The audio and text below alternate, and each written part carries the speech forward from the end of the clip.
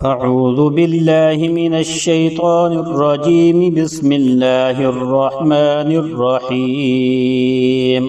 والسماء والطارق وما أدراك ما الطارق النجم الثاقب إن كل نفس لما عليها حافظ فلينظر الإنسان مما خلق